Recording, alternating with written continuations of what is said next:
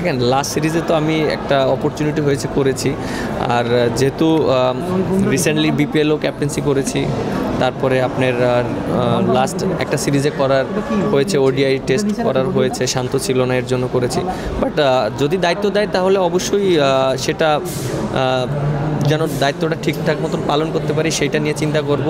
আর যেহেতু এখন যে ক্যাপ্টেন্সি করছে আছেও, সো আশা করি যে আমরা শুধু খালি ওকে সাপোর্ট করাটা ইম্পর্টেন্ট এবং পারফর্ম করাটা ইম্পর্টেন্ট।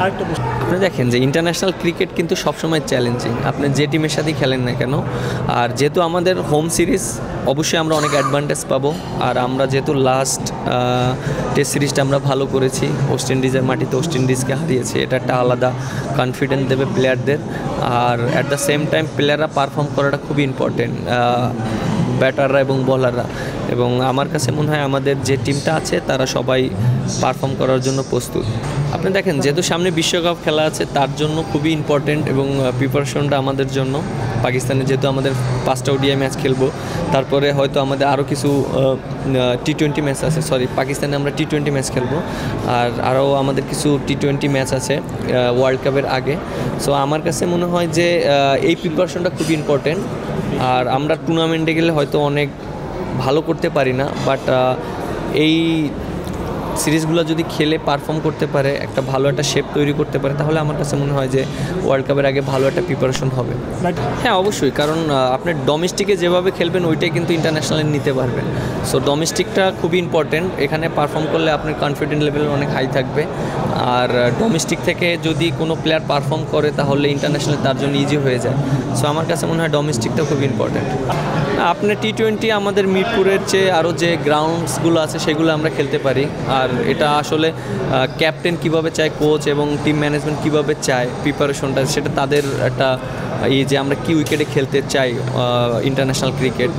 আর আমার কাছে মনে হয় ট্রু উইকেটে খেলাটা খুব ইম্পর্টেন্ট, কারণ যেহেতু ওয়ার্ল্ড কাপে ভালো উইকেট থাকে, এখানে রান হয় অনেক বেশি, এখানে ট্রু উইকেটে খেললে আমাদের বোলাররাও শিখতে পারবে, অ্যাট দ্য সেম টাইম ব্যাটসম্যানরাও অনেক শর্টস খেলতে পারবে। না, আপনি যেটা বললেন যে এটা অবশ্যই ক্রিকেট বোর্ড দায়িত্ব নিয়ে তারা দেখবে যে এটা আসলে কিভাবে হয়েছে, কিভাবে করেছে তারা ক্লাব ক্রিকেটে। আমার কাছে মনে হয় এটা খুব সুন্দর মতন তারা হ্যান্ডেল করবে।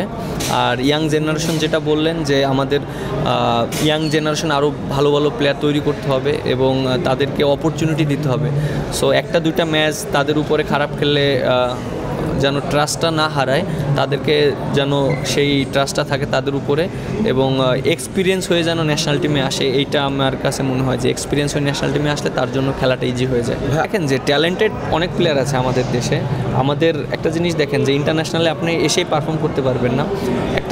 একটা টাইম যদি আপনি স্পেন্ড করেন ডোমেস্টিকে, ভালো খেলেন, ভালো খেলার পর একটা প্লেয়ার যদি 3-4 বছর টানা ভালো খেলতে পারে, তারপর যদি ইন্টারন্যাশনাল ক্রিকেট আসেন তখন তার জন্য ইজি হয়ে যায়। সো আপনি 1 বছর পারফর্ম করে যদি ইন্টারন্যাশনালের সাথে আসেন তাহলে আপনার জন্য ডিফিকাল্ট হয়ে যাবে। সো আমার কাছে মনে হয় ওইখানে এইচপি এ টিম এখানে পাকাপোক্ত হয়ে ন্যাশনাল টিমে আসাটা খুবই ইম্পর্টেন্ট। হয়তো কিছু প্লেয়ারের ক্ষেত্রে, হয়তো একটা দুইটা প্লেয়ারের ক্ষেত্রে এরকম হয় বেশি ভালো পারফর্ম করেছে, অনেক ট্যালেন্টেড প্লেয়ার, তারা খুব আর্লি ইন্টারন্যাশনালের সাথে ম্যাচিং করে ফেলতে পারে, বাট সব প্লেয়ার একই রকম না।